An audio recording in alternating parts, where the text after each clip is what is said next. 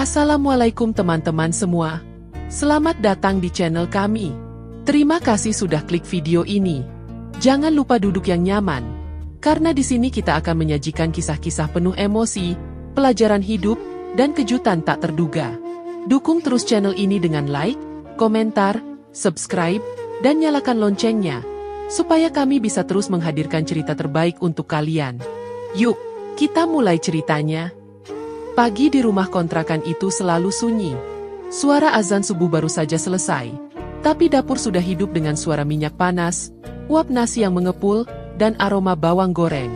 Di ruang tengah, kain gorden setengah tertutup, lampu kuning masih menyala. Di atas meja, termos teh yang baru diseduh, dan 2 potong roti tawar yang belum disentuh. Jam dinding menunjukkan pukul 5:20. Hari Selasa. Udara belum terlalu hangat, tapi di dalam rumah, tubuh Narti sudah mulai berkeringat. Wildan duduk di kursi dekat pintu, memeriksa ponsel tanpa suara. Jas kerjanya sudah rapi, rambutnya wangi, sepatu hitam mengilap. Narti memperhatikannya sambil mengaduk sayur di atas kompor. Perutnya yang membesar menyulitkan gerak, tapi ia tetap berusaha sigap. Setelah memastikan semua bekal masuk ke dalam rantang, ia menghampiri suaminya dengan langkah hati-hati. "Mas, ini bekalnya. Sayurnya yang Mas suka. Aku tambahkan tahu goreng," ucap Narti sambil tersenyum kecil. Wildan mengangguk tanpa menoleh. "Taruh aja di tas." Narti meletakkannya pelan di samping tas kerja. Ia duduk sebentar di sebelah Wildan, memperhatikan wajah yang dulu selalu membangunkannya dengan pelukan. Kini wajah itu asing, penuh diam. Tangannya mencoba meraih tangan Wildan, tapi suaminya menariknya perlahan. "Aku buru-buru, jangan mulai drama pagi-pagi," ucap Wildan datar. "Aku nggak drama, Mas. Aku cuma pengen bicara, sebentar aja." Narti menunduk, suaranya pelan. Wildan berdiri, menyandang tas, lalu membuka pintu tanpa banyak kata. "Nanti malam jangan tunggu. Aku rapat." Pintu tertutup sebelum Narti sempat menahan. Ia terduduk, memandangi termos teh yang kini tak berguna. Tangannya mengelus perut yang semakin berat. Bayi di dalamnya bergerak, tapi tak ada tangan lain yang ikut merasakan. Malam harinya, rumah tetap sunyi. Narti mengenakan daster tipis warna Milo, kain yang ia simpan khusus untuk saat-saat intim mereka. Ia berdiri di depan cermin, merapikan rambut, memberi sedikit bedak di pipi. Wajahnya memang tak semulus dulu, tapi ia percaya Wildan tak pernah menikahinya karena wajah. Ia menikah karena cinta, begitu katanya. Ketika jam menunjukkan pukul 10 malam, suara pintu depan akhirnya terdengar. Wildan masuk tanpa bicara. Ia langsung menuju kamar, melepas kemeja dan mengganti celana, lalu merebahkan diri di ranjang. Narti menyusul pelan, masuk ke kamar dengan langkah hati-hati. Cahaya dari lampu meja menyinari sebagian tubuh Wildan yang sudah terlentang, mata tertutup. "Mas," bisik Narti, pelan tapi cukup terdengar. Wildan membuka mata sebentar. "Kenapa?" Narti naik ranjang, duduk di samping tubuh Wildan, lalu perlahan menyentuh lengannya. "Aku cuma kangen, Mas." Wildan menarik selimut sampai ke dadanya. "Aku capek. Jangan mulai malam ini. Aku cuma ingin dipeluk. Tapi aku nggak pengen nyentuh siapa-siapa sekarang. Tidur sana." Narti menahan napas. Sentuhan yang ia berikan tak lebih dari gangguan. Ia bangkit dari ranjang, berjalan keluar kamar dengan tubuh yang terasa hampa. Di dapur, ia duduk di kursi kecil, membuka botol air dan meneguk cepat. Tubuhnya panas, tapi bukan karena gairah. Panas yang datang dari penolakan yang terus-menerus. Ia bukan perempuan yang menggoda, tapi ia juga bukan boneka di pojok rumah. Ia istri. Ia manusia. Keesokan paginya, Bu Sani datang tiba-tiba. Ibu mertua itu masuk tanpa salam, membawa kantong plastik berisi beberapa potong baju bayi. "Narti, kamu harus lebih rajin. Laki-laki kalau dibiarin lari nanti keluar. Lihat badan kamu sekarang, kusut. Rumah ini juga nggak ada harumnya," ocehnya sambil membuka jendela. Narti hanya diam, berdiri di samping meja makan. Ia mencoba tersenyum, tapi tak bisa. "Wildan cerita, kamu suka nangis. Jangan bikin anak saya stres. Udah kerja keras dari pagi sampai malam, pulang malah disambut muka ngenes. Narti mengepalkan tangannya, tapi tetap diam. Wanita itu harus bisa jaga badan, jaga mulut, jaga rumah. Bukan malah bikin laki jadi ilfeel. Usai Busani pulang, Narti masuk ke kamar mandi. Ia duduk di lantai dingin, menyandarkan punggung ke dinding.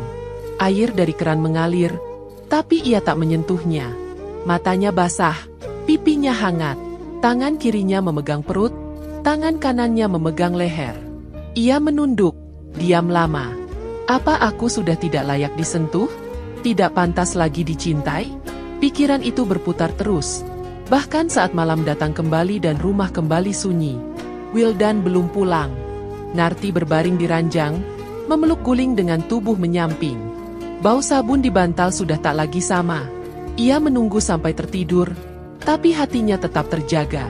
Tak ada pelukan, tak ada suara. Yang ada hanya rasa dingin yang kini mulai akrab. Dingin di ujung malam tak membuat tubuh Narti bisa tidur. Ia masih berbaring di ranjang, memeluk guling yang dingin, seperti di malam sebelumnya. Rasa sepi itu makin terasa menusuk karena tempat di sampingnya tetap kosong. Wildan belum pulang. Jam di dinding sudah lewat tengah malam.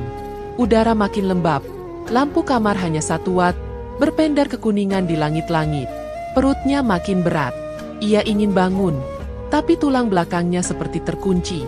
Setiap kali ingin tidur, tubuhnya justru semakin terjaga oleh pikiran-pikiran yang tak bisa diam. Suara motor di kejauhan membuat jantungnya berdebar. Tapi saat ia intip jendela, bukan Wildan. Pagi datang tanpa suara. Dan Narti hanya sempat merebus air sebelum tubuhnya mulai lemas. Sakit seperti ditusuk mulai terasa dari punggung bawah menjalar ke perut. Ia terduduk di lantai dapur, memegang perut yang makin mengencang. Nafasnya pendek. Keringat dingin muncul di dahi. Air rebusan di atas kompor terus mendidih. Tapi Narti tak mampu berdiri. Ia panggil nama Wildan dalam hati, tapi tak ada yang datang. Tak lama kemudian, air ketubannya pecah. Ia dibawa ke rumah sakit oleh tetangga depan, Pak Heri, yang mendengar teriakannya. Di ruang bersalin, tubuhnya lunglai. Tidak ada tangan yang menggenggam, tidak ada suara yang menyemangati. Dokter dan 2 bidan bekerja dengan cepat. Rasa nyeri tak lagi bisa dibendung. Saat tubuh Alia keluar dari tubuhnya, Narti hanya sempat melihat sekilas wajah mungil yang memerah, lalu semuanya gelap. Ia siuman di pagi hari, sendirian. Ruangan itu masih bau obat dan antiseptik. Di sisi kanan, sebuah ranjang bayi terguling pelan saat angin dari jendela bergerak. Alia dibungkus kain putih. Tenang. Narti mencoba bangun, tapi tubuhnya masih remuk. Ia mengintip layar ponsel yang tergeletak di meja. Tak ada pesan dari Wildan. Tak satu pun. Suster masuk, membawa catatan dan sebuah amplop. Ibu mau pulang hari ini, ya? Biayanya sudah dihitung. Narti menatap kosong. Suami saya belum datang. Nomor daruratnya juga nggak aktif. Jawab suster sambil mencatat sesuatu. Kalau nggak bisa dijemput, kami bisa bantu hubungi ojek langganan rumah sakit. Narti diam. Ia menunduk, melihat perutnya yang sudah rata tapi masih terasa nyeri. Ia bangkit pelan, mengambil dompet dari dalam tas. Uang tabungan yang tersisa hanya cukup untuk bayar biaya bersalin kelas 2 dan sedikit makanan bayi. 2 jam kemudian, ia sudah berdiri di depan rumah bersama Alia yang tertidur dalam gendongan kain. Wajah bayi itu masih merah, mata tertutup rapat. Narti membawa 2 kantong plastik berisi perlengkapan dan 1 koper kecil. Ia naik ojek dari rumah sakit, turun tepat di depan pagar. Rumah yang selama ini mereka tempati tampak sepi. Pagar tertutup rapat. Ia memanggil, "Mas, Mas Wildan." Tak ada jawaban. Ia coba buka pagar, berhasil. Tapi ketika sampai di depan pintu rumah, ia tertegun. Gembok besar menggantung di sana. 2 koper miliknya dan 1 kotak plastik berisi pakaian bayi teronggok di teras. Ada 1 lembar kertas tertempel di pintu, tertulis singkat, "Tolong jangan ganggu kami. Semua sudah cukup." Narti mengetuk pintu berkali-kali. Suaranya pelan, karena ia tak bisa menjerit. Alia mulai rewel dalam gendongan. Keringat dingin mengucur dari lehernya. Tak lama, suara langkah dari dalam terdengar. Pintu terbuka sedikit. Muncul wajah Busani, menatap Narti dari balik celah. "Kamu pulang? Sudah selesai bersenang-senang di rumah sakit?" ucapnya tajam. Narti memohon, "Bu, saya cuma mau masuk. Saya baru lahiran, ini cucu ibu." "Bukan cucu saya," seru Busani cepat. "Anak itu bukan dari anak saya. Jangan bawa-bawa kebusukan ke rumah ini." "Apa maksud ibu?" "Sudah sana pergi. Bawa saja anakmu kemana kamu mau. Rumah ini bukan tempatmu lagi." Narti mencoba menahan pintu dengan tubuhnya, tapi Busani menutupnya keras. Bunyi gembok kembali terdengar beberapa detik kemudian. Hening. Narti terduduk di teras, memangku Alia yang kini menangis kencang. Bahunya berguncang, bukan karena angin. Ia melihat koper-koper itu, lalu melihat ke arah jalan. Beberapa tetangga mengintip dari balik tirai. Ia tahu, ia tak bisa bertahan di situ lebih lama. Ia bangkit pelan, menggendong Alia dan menarik koper pelan-pelan sambil menyeret langkah kaki. Sore hari, ia sampai di depan rumah kontrakan milik Bu Ani, teman lamanya saat kerja di warung makan dulu. Tanpa banyak bicara, Bu Ani membukakan pintu dan mempersilakan masuk. "Kamu bisa tinggal di sini dulu, Narti. Aku ngerti, gak semua orang punya tempat pulang." Malam itu, di kamar sempit berukuran 2x3, Narti duduk bersandar di tembok, menggendong Alia yang baru tidur. Udara di dalam panas. Kipas angin tua berdengung dari sudut ruangan. Ia membuka dasternya sedikit, menyusui Alia dengan pelan. Bayi itu menghisap perlahan, bibirnya menempel hangat di kulit Narti. Tapi pelukan itu tak menenangkan. Di luar, suara motor terdengar lewat. Ia menoleh cepat, tapi hanya anak muda tertawa lewat. Ia kembali memandangi Alia. Tubuh mungil itu lembut, halus, dan masih asing. Tapi pelukan kecil itu menyadarkannya. Tubuhnya kini bukan lagi milik siapa-siapa. Ia bukan istri. Ia hanya perempuan yang pernah dibuka bajunya, lalu ditinggalkan saat baju itu tak layak dipandang lagi. Dan saat malam makin larut, Narti duduk diam. Matanya terbuka. Tangannya tak bergerak. Ia merasa ada yang hilang, tapi belum tahu apa. Yang ia tahu, tubuhnya remuk. Tapi hatinya belum selesai. Udara di kamar kontrakan masih panas saat Narti terbangun dini hari. Alia menggeliat pelan di pangkuannya. Lampu temaram menyinari wajah mungil itu. Tenang, belum mengerti dunia yang menolak ibunya. Tangan Narti masih diam di atas perutnya yang terasa kempis. Bekas jahitan masih perih. Tapi yang lebih sakit adalah tempat kosong di sebelahnya yang tak lagi ditempati siapapun. Ia duduk lebih tegak, mengganti posisi duduk agar punggung tidak terlalu tertarik. Tubuhnya lengket, tapi bukan hanya oleh keringat.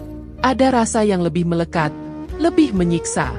Sejak hari itu, ia belum mencuci baju terakhir milik Wildan yang tertinggal di dalam tas kecil. Dan malam ini, ia baru berani membuka resleting tas itu. Ia keluarkan kemeja biru muda, licin dan masih rapi, seakan baru dipakai sekali. Narti mendekatkan ke wajahnya, berharap bisa mencium aroma suaminya, aroma yang dulu akrab saat mereka berpelukan dalam sempitnya kamar kontrakan. Tapi yang tercium justru aroma manis menyengat, wangi bunga tajam bercampur alkohol. Bukan sabun cuciannya, bukan parfum yang biasa mereka beli di warung. Ia tahu persis, bukan miliknya. Tangannya gemetar. Ia pegang erat kerah kemeja itu, lalu mencium lagi dengan lebih dalam. Aroma itu menempel kuat. "Ada yang baru tidur di sini?" Gumamnya pelan, suaranya serak. Esok siangnya, saat Alia tidur dan rumah sepi, Narti menghubungi Dina, adik perempuannya. Panggilan video diangkat cepat. Dina melihat wajah kakaknya yang tirus dan pucat. "Kenapa, Bak? Bisa tolong bantu aku cari tahu soal Wildan?" Suara Narti lemah, tapi nadanya tetap tegas. Dina mengangguk, duduk sambil membuka laptop. "Bak yakin dia bukan kerja lembur?" Narti menarik napas pelan. Bajunya, bau parfum perempuan. Beberapa menit kemudian, Dina menemukan akun media sosial Wildan yang masih terbuka secara publik. Di salah satu foto terbaru, Wildan tampak duduk di meja bundar, mengenakan baju biru yang sama. Di sampingnya ada seorang perempuan muda, kulit putih, senyum lebar, rambut panjang dikuncir tinggi. Tubuhnya ramping dan terlihat santai dalam balutan kemeja ketat. Di bagian komentar, ada yang menyebut namanya, Lucy. Banyak emoji hati dan tawa. Namanya Lucy, Kak. Sepertinya dia sering ikut Wildan ke acara-acara seminar. Narti menatap layar ponsel lama sekali, wajahnya tidak bereaksi. Tapi tangannya mengepal kuat di sisi paha.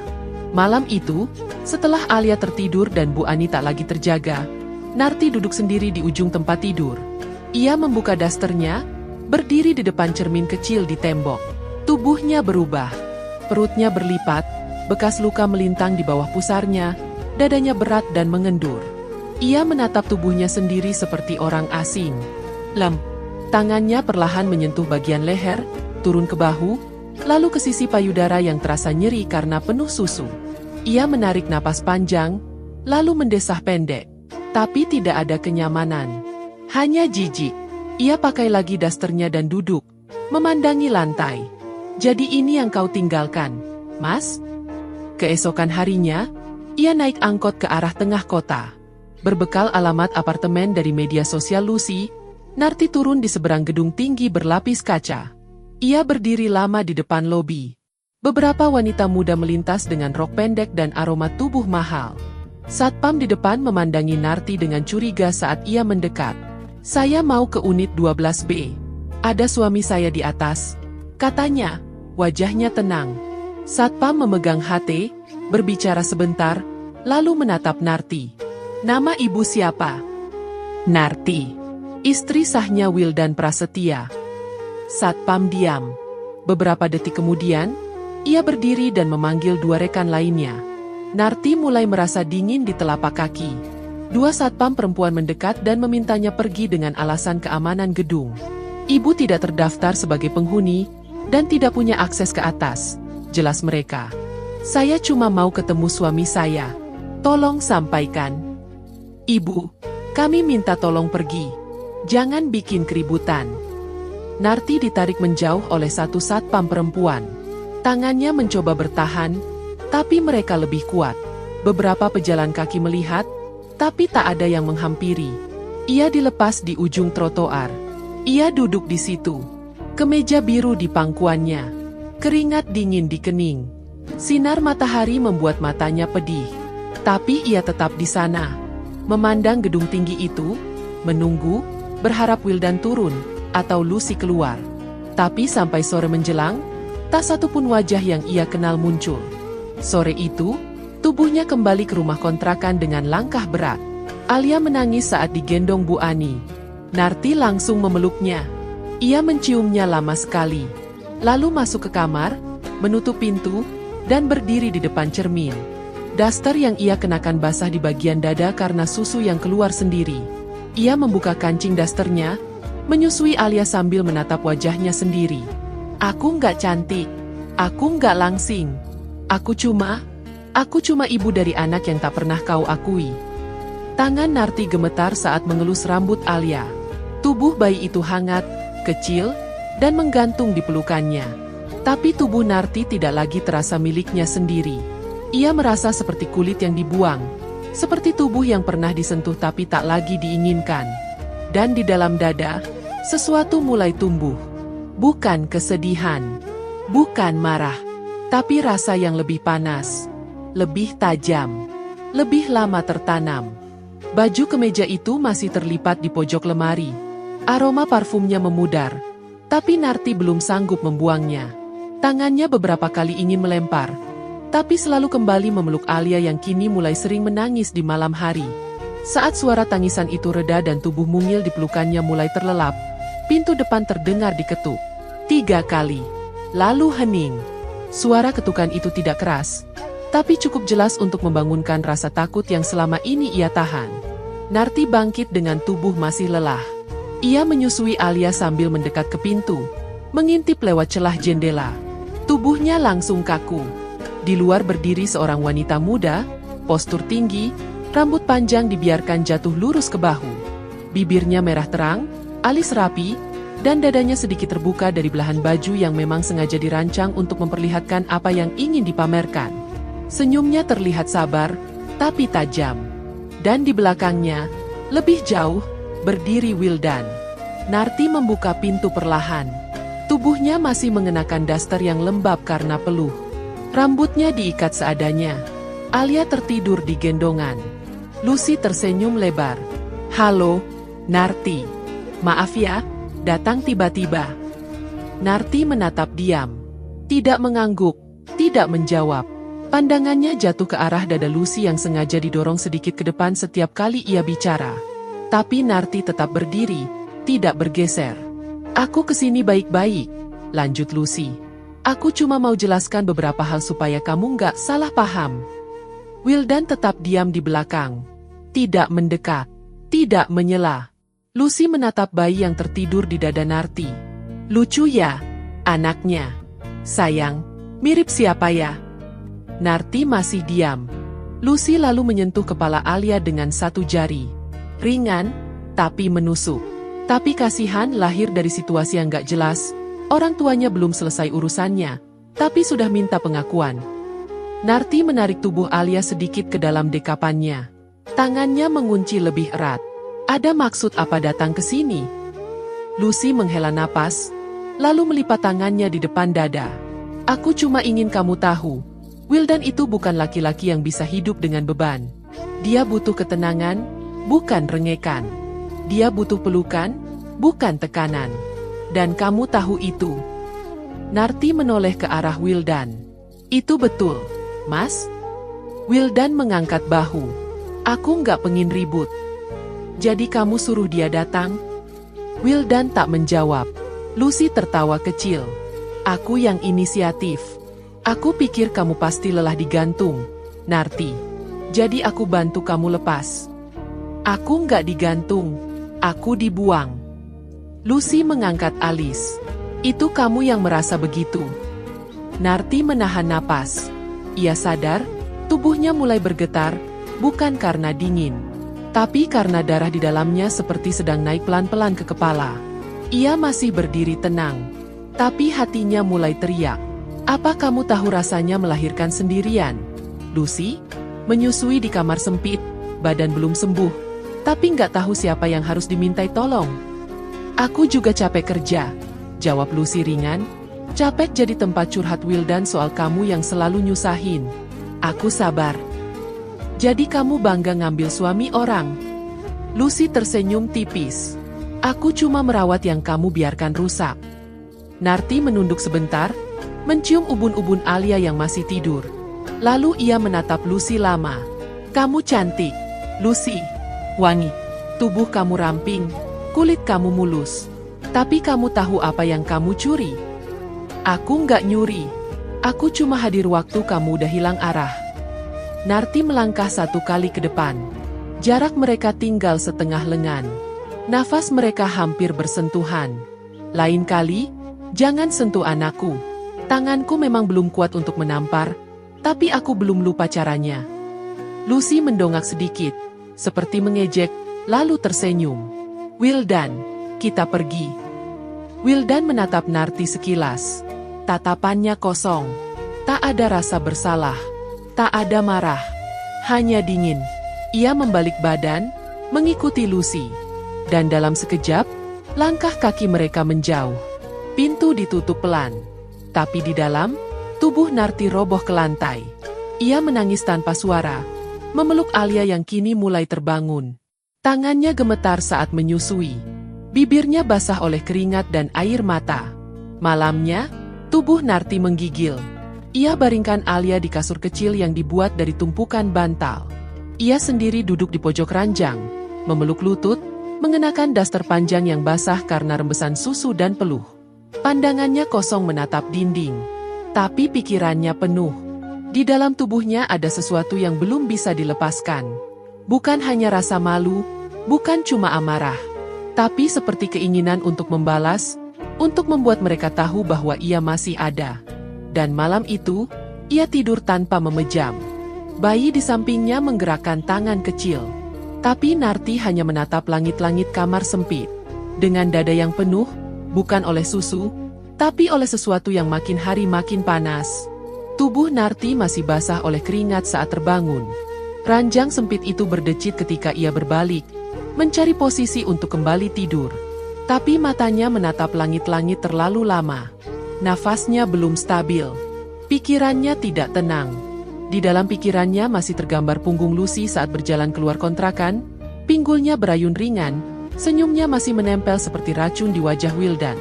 Suara mereka bergema. Kalimat-kalimat itu masih utuh di telinga. Tubuhnya sendiri terasa aneh, dingin dan panas sekaligus. Dan diam-diam, ada bagian dalam tubuhnya yang merespons dengan kesal. Ponselnya berbunyi. Ia kira hanya notifikasi biasa. Tapi saat dibuka, ada undangan digital muncul di layar. Tampilan mewah. Nama Wildan Prasetya dan Lucy Anggraini terpampang besar di tengah gambar latar putih dengan bunga mawar. Di bawahnya tertulis tanggal dan lokasi pernikahan. Semuanya resmi. Semuanya sah. Tidak ada pertanyaan. Tangan Narti langsung lemas. Ponsel itu jatuh ke pangkuannya. Nafasnya tercekat, seperti ada yang menahan di dada. Matanya membesar, tapi tidak keluar air. Ia hanya diam. Lem. Wajahnya tidak bereaksi. Tapi tangannya meremas sudut kasur dengan kuat. Alia menggeliat di sampingnya. Bayi itu merengek pelan. Narti langsung mengangkat tubuhnya, memeluk Alia erat. Ia cium dahi mungil itu, mencium bau khas bayi yang membuatnya sejenak kembali sadar. Tapi bukan tenang, melainkan seperti terhempas lagi ke dalam jurang yang lebih dalam.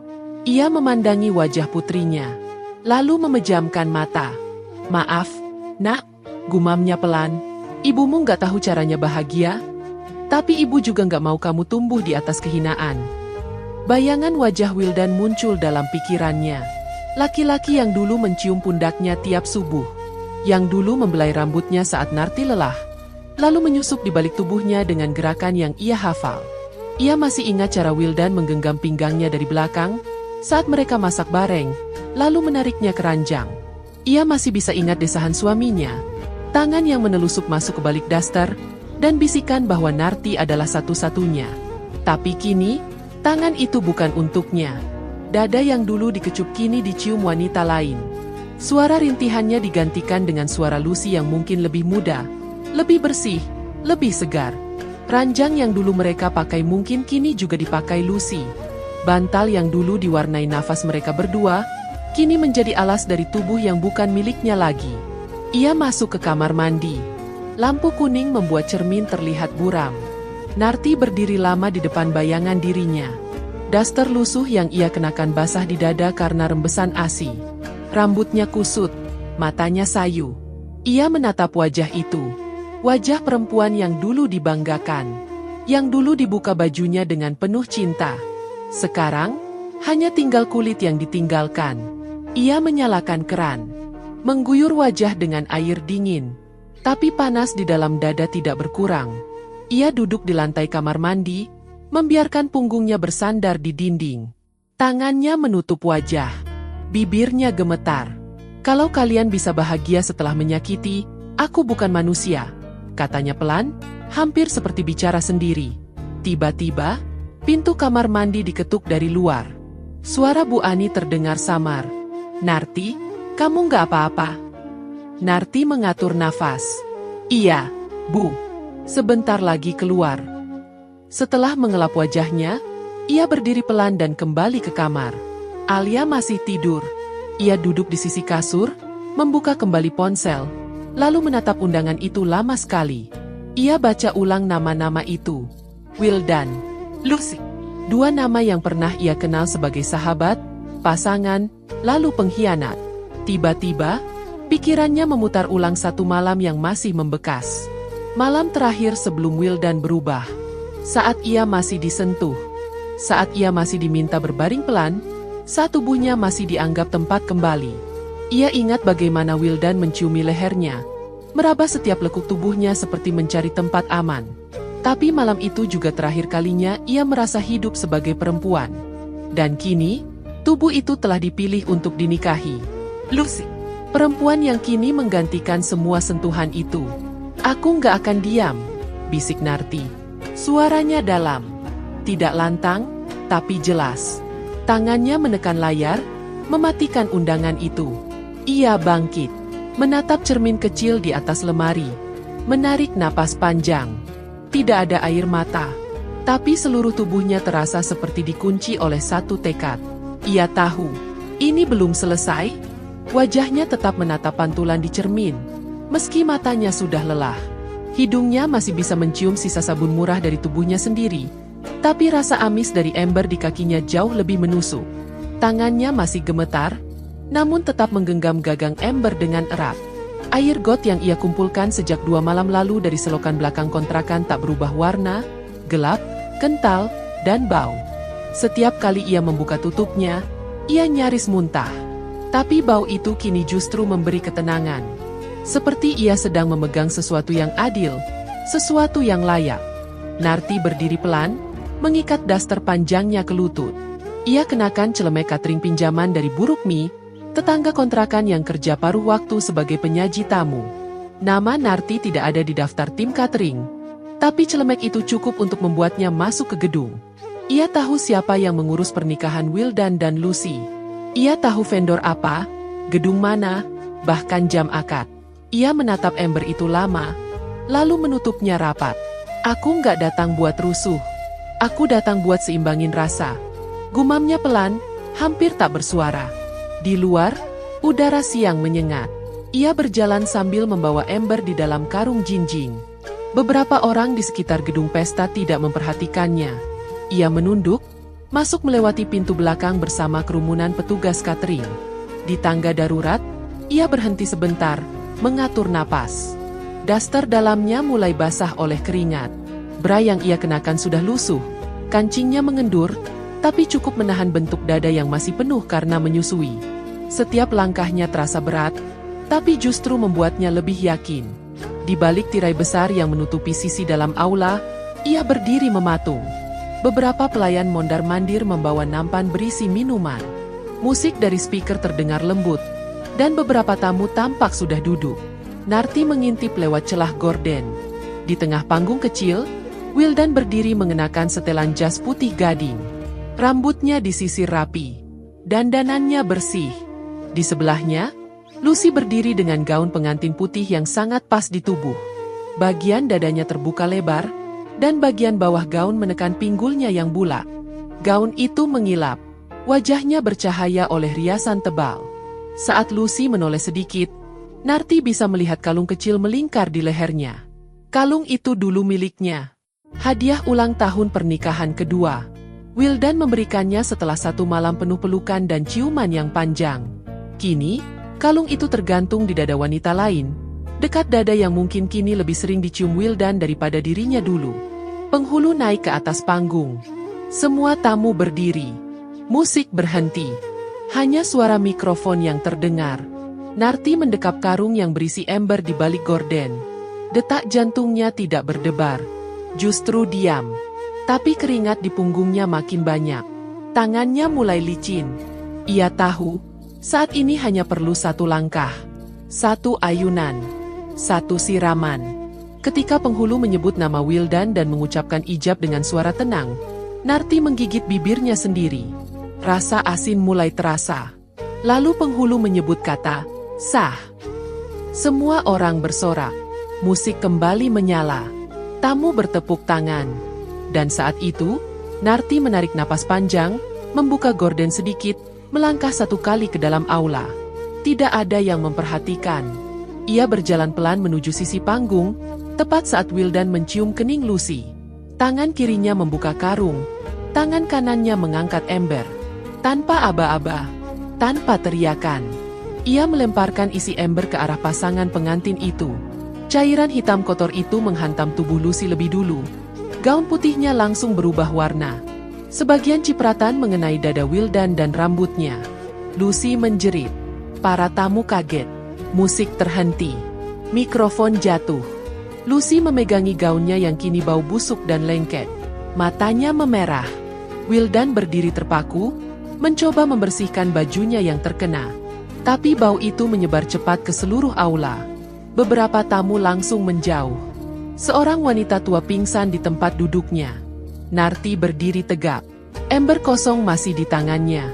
Ia tidak menunduk, tidak menangis. Selamat ya, Mas Wildan. Suaranya tenang.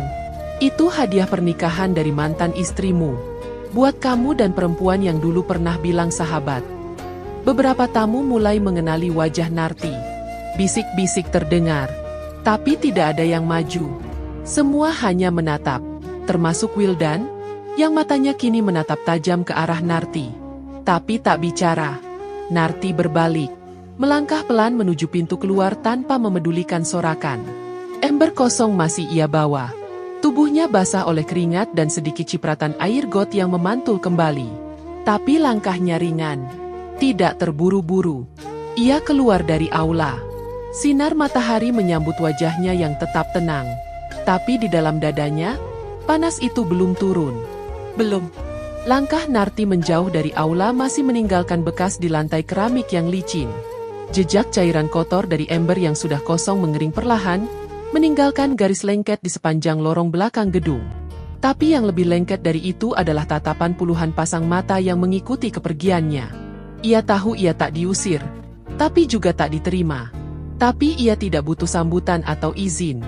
Ia sudah melakukan apa yang seharusnya dilakukan seorang perempuan yang pernah diinjak dan dianggap tidak layak. Suara di dalam gedung masih kacau. Lucy menjerit histeris, make up di wajahnya sudah bercampur cairan hitam. Gaun putih yang ia kenakan basah menempel ketat di tubuhnya, memperlihatkan lekuk yang semula ingin dipamerkan dengan anggun, tapi kini justru terlihat jorok dan menyedihkan. Rambutnya menempel ke dada, riasannya luntur, dan dada yang semula dibuat menggoda kini terlihat penuh rasa malu dan jijik. Apaan ini? Busuk. Busuk banget. Lucy menepis gaunnya, tapi cairan itu menempel kuat. Ia ingin berdiri, tapi hak sepatunya terpeleset di lantai yang basah. Ia kembali jatuh terduduk. Tangannya gemetar, dan suara tawanya berubah jadi jeritan panik. Wildan masih berdiri kaku. Tangan kirinya menekan jas yang terkena siraman. Leher bajunya basah, wajahnya kosong. Ia melirik arah para tamu, lalu ke arah penghulu yang diam-diam membereskan buku nikah dan menyingkir. Beberapa keluarga berdiri, mencoba melihat dari kejauhan. Tapi tidak satu pun yang mendekat. Lucy meraih lengan Wildan. Lihat ini. Lihat aku. Lihat bajuku. Rambutku. Ini jijik. Wildan ini mantan istrimu. Gila. Gila dia. Gila. Wildan tidak menjawab. Lucy berdiri dengan susah payah, lalu menunjuk ke arah pintu keluar. Kejar dia. Lapor polisi. Suruh dia masuk penjara. Aku nggak mau nikah kalau beginian. Ini aib. Wildan tetap diam. Matanya tak lagi fokus. Seolah kejadian barusan menampar wajahnya lebih keras dari air busuk itu sendiri. Ia baru sadar, apa yang dulu ia anggap selesai ternyata tidak pernah benar-benar ia tutup. Seorang ibu-ibu berbisik ke tamu di sebelahnya. Itu istri sahnya. Yang dibuang pas hamil. Ini balasan. Seorang tamu lainnya mengangguk. Pantes. Kayak hantu bawa dendam. Di luar, Narti sudah berjalan melewati halaman parkir. Ember kosong masih ia genggam. Langkahnya pelan, tapi pasti. Keringat membasahi punggung dan lehernya. Tapi tubuhnya terasa enteng. Bukan karena kelelahan berkurang, tapi karena ada beban yang akhirnya ia tumpahkan, tanpa harus menangis. Seorang penjaga keamanan menoleh padanya, tapi tidak mencegah. Ia hanya diam memandangi perempuan dengan daster panjang, wajah pucat, dan langkah dingin. Narti tidak berkata apapun. Ia terus berjalan sampai keluar pagar, lalu berhenti sebentar di trotoar. Ia berdiri, menatap jalan kosong di depannya. Tangannya memegang dada. Bukan karena sakit, tapi karena detaknya terasa terlalu lambat. Seseorang memanggilnya dari belakang. Suara itu lirih. Narti. Ia menoleh. Wildan berdiri di beberapa langkah belakang. Wajahnya masih basah. Rambutnya acak-acakan. Ia tidak lari. Ia hanya berdiri. Apa kamu puas? Tanya Wildan. Suaranya pelan. Narti tidak menjawab. Kamu tahu nggak? Kamu bikin aku malu. Kamu bikin Lucy histeris. Kamu bikin acara ini hancur. Masih tak ada jawaban. Hanya tatapan dingin. Kenapa kamu harus segila ini? Wildan bertanya lagi. Narti melangkah mendekat 2 langkah. Jarak mereka kini cukup untuk bicara tanpa suara tinggi. Ia menatap mata laki-laki yang dulu selalu memejam saat tidur di pangkuannya. Kamu malu karena semua orang tahu? Aku lebih malu karena pernah tidur dengan laki-laki yang gak tahu terima kasih. Ucapnya pelan, tapi tegas. Wildan menahan napas. Tapi Narti sudah berbalik, melangkah pergi. Tubuh Narti masih gemetar saat masuk ke angkot. Ia duduk di pojok, memeluk ember kosong, menunduk. Di dalam angkot itu, ia tidak menangis. Tapi telapak tangannya dingin. Kakinya lelah. Dan tubuhnya seolah masih bergetar oleh panas yang belum tuntas. Ia tiba di kontrakan ketika hari mulai senja. Bu Ani membukakan pintu. Wajahnya cemas. Kamu dari mana? Narti hanya menjawab singkat, nganter kado. Bu Ani tidak bertanya lebih lanjut. Ia menatap Narti yang berjalan masuk dengan langkah pelan, meletakkan ember di pojok dapur, lalu duduk di lantai ruang tengah. Alia sudah tertidur, tubuh mungilnya meringkuk dalam selimut tipis. Narti mencium kening anaknya, lalu menutup mata. Tapi hatinya belum bisa istirahat. Di dalam dada, masih tersisa sesuatu yang tidak bisa ia lepaskan malam itu juga. Belum. Ember itu masih terletak di pojok dapur, tak pernah disentuh lagi sejak dibawa pulang dari gedung pernikahan. Tak ada yang berani memindahkannya, termasuk Narti sendiri. Seolah di dalamnya masih tersisa-sisa bau dari harga diri yang pernah diinjak. Setiap kali melintasinya, tubuh Narti hanya diam, tapi matanya menyapu tajam bukan pada ember, melainkan pada ingatannya sendiri. Pada rasa yang pernah ia tahan bertahun-tahun dalam tubuh yang bukan miliknya lagi. Alia kini berusia hampir 2 tahun. Tubuh mungil itu makin aktif, sering berlari-lari kecil di dalam kontrakan sempit, memeluk kaki ibunya, lalu tertawa tanpa beban. Sementara tubuh Narti makin padat oleh waktu, bukan karena gemuk, tapi karena letih yang tak sempat diurai. Ia masih menyusui Alia di malam hari, meski pelan-pelan mulai berhenti. Tapi kebiasaan tidur berdampingan, tubuh anaknya menempel ke dadanya, masih jadi kebiasaan yang tak bisa diganti. Usaha catering yang ia rintis bersama Bu Ani mulai ramai. Beberapa orang datang silih berganti, memesan makanan untuk arisan, syukuran, bahkan pertemuan bisnis. Di antara semua pelanggan, satu pria selalu datang tepat waktu, berbicara sopan, dan menatap dengan mata yang tak pernah menuntut. Reza, duda 2 anak, yang pernah menitipkan pesanan ayam ungkep dan nasi liwet. Awalnya, Narti hanya menanggapi seperti biasa. Ia mencatat pesanan, menyerahkan paket, dan kembali ke dapur. Tapi semakin sering Reza datang, semakin panjang pula percakapan mereka. Mulai dari harga cabai, sampai keluhan soal anak-anaknya yang rewel. Sesekali, Reza mencoba bercanda. Tapi wajah Narti selalu datar. Senyumnya muncul, tapi tak sampai mata. Suatu sore, Reza datang lebih lambat dari biasa.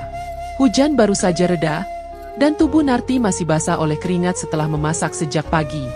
Rambutnya ia gulung asal, daster longgar melekat di tubuh karena udara lembab. Ia baru saja meletakkan nampan saat suara Reza terdengar di depan pintu. Maaf telat, tadi motornya mogok, katanya sambil menunduk sedikit. Narti mengangguk. Masih hangat semua. Mau saya bantu bungkuskan? Reza mengangguk, lalu masuk sebentar ke ruang tengah. Ia duduk di kursi kayu dekat rak piring. Matanya melihat ke arah dapur sebentar, lalu bicara pelan. Saya tahu ini bukan waktu yang tepat, tapi saya mau bilang satu hal. Narti menoleh setengah. Apa? Boleh saya ajak makan di luar sekali aja? Bukan ngajak aneh-aneh. Saya cuma ingin kenal lebih jauh. Narti bukan perempuan biasa. Narti diam. Tangan yang sedang melipat kertas nasi berhenti. Ia menatap Reza, bukan marah, tapi tajam. Maaf, saya belum bisa. Saya ngerti, jawab Reza cepat. Saya cuma ingin Narti tahu, saya kagum. Bukan cuma karena Narti kuat, tapi juga karena masih bisa tegar setelah semua yang terjadi. Kata-kata itu tak ia jawab, tapi dada Narti terasa sedikit sesak. Ia selesai membungkus pesanan, menyerahkannya pada Reza, lalu mengangguk pelan. Reza membayar dan pergi. Tak ada salam atau senyum seperti biasa. Hanya ketegangan yang menggantung di pintu. Malamnya, Narti mengganti baju. Ia berdiri di depan cermin kecil, mengenakan kain tipis berwarna krem, tanpa kancing, hanya dililit longgar. Dadanya masih penuh, meski tak sekeras dulu.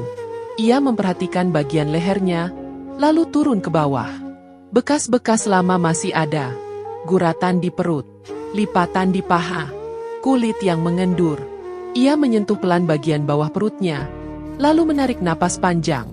Tak ada lelaki yang menyentuhnya sejak Wildan terakhir menyelinap keranjang, menindihnya, lalu pergi tanpa bicara.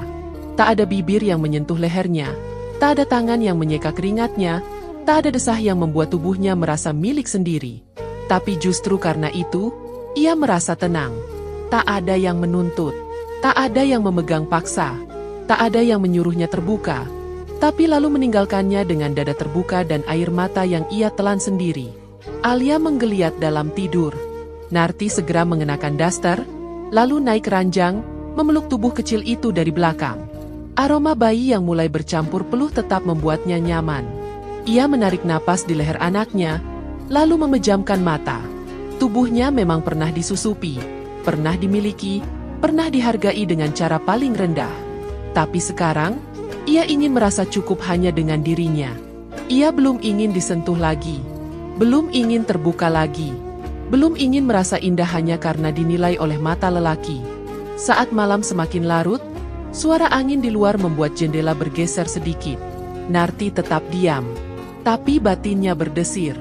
Ia tahu, bukan dingin yang membuatnya menggigil, bukan juga karena trauma, tapi karena luka di dalamnya belum benar-benar sembuh.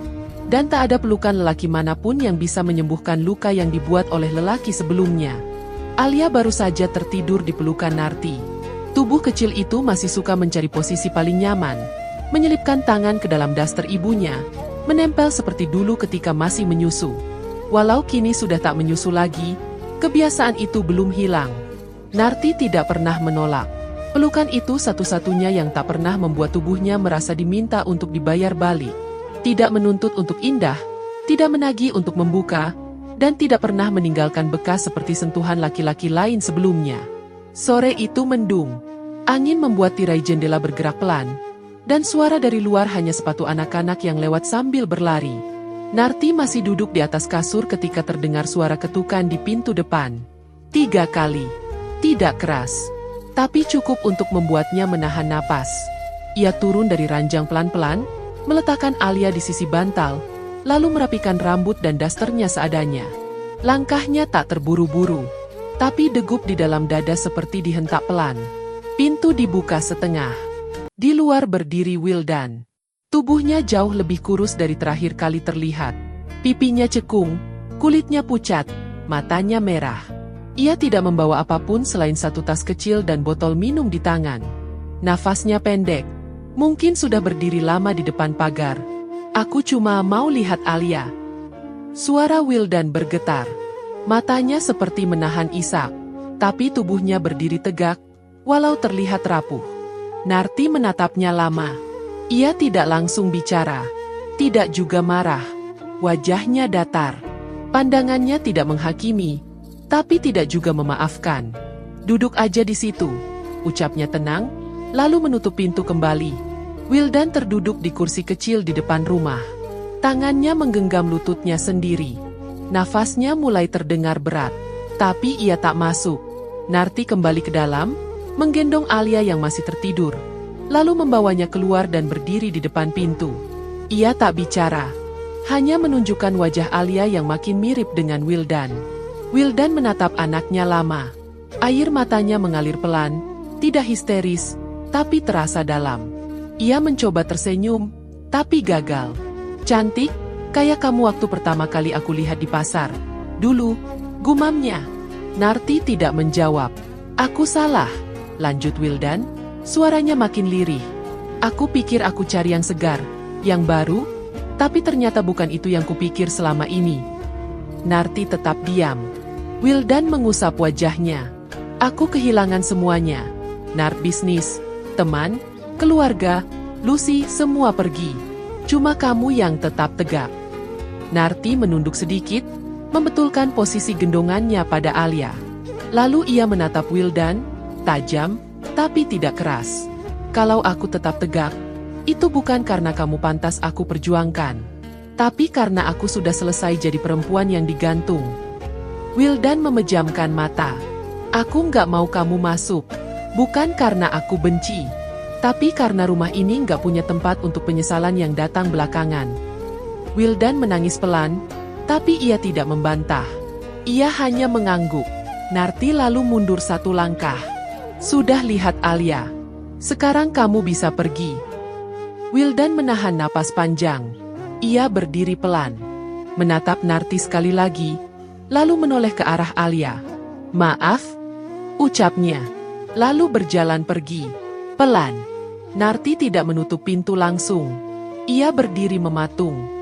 Hanya matanya mengikuti langkah lelaki yang pernah menyentuh seluruh tubuh dan hidupnya, lalu meninggalkannya seperti pakaian yang sudah sobek.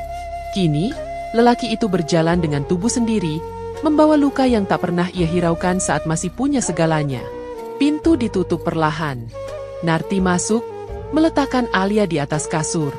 Ia berdiri di depan cermin kecil di sudut kamar. Perlahan, ia melepas kerudungnya. Rambutnya yang mulai panjang jatuh ke pundak. Ia tatap wajahnya lama. Kulitnya tidak semulus dulu. Matanya tidak secerah saat pertama kali menikah. Tapi kali ini, ia tak menunduk. Ia buka kancing dasternya sampai leher, memperlihatkan bagian atas dadanya. Ia memegang bahunya sendiri, menelusurinya pelan, lalu menarik napas panjang. Tak ada rasa bergetar. Tak ada keinginan untuk dipegang. Tak ada rindu akan belayan siapapun. Tubuhnya memang pernah disukai. Pernah disentuh dengan gairah. Pernah digenggam, dicium, dan diinginkan. Tapi semua itu tak lebih dari kenangan yang kini hanya menyisakan luka. Dan luka itu, walau tak sembuh, juga tak membusuk. Ia duduk di lantai, bersandar di dinding, menatap kosong ke arah jendela. Cahaya senja masuk perlahan. Dingin merambat di lantai, menyentuh telapak kakinya. Tapi kali ini, Narti tidak merasa kehilangan. Ia hanya ingin diam. Diam saja. Tanpa tangan yang menyentuh. Tanpa mulut yang membujuk. Tanpa tubuh yang menggoda. Ia tak butuh cinta. Tak butuh pelukan. Ia hanya butuh tenang. Dan tenang itu kini tak berasal dari siapa-siapa, kecuali dirinya sendiri. Terima kasih sudah menyaksikan hingga akhir. Karena setiap cerita bukan hanya untuk ditonton, tapi juga untuk direnungkan. Jangan lupa, hidup tak selalu adil, tapi kita selalu bisa memilih untuk kuat. Dukung terus channel ini dengan like, komentar, dan subscribe agar kami bisa terus menyuguhkan kisah yang menyentuh dan menggugah hati. Sampai jumpa di cerita berikutnya. Jaga hati, jaga diri. Wassalamualaikum warahmatullahi wabarakatuh.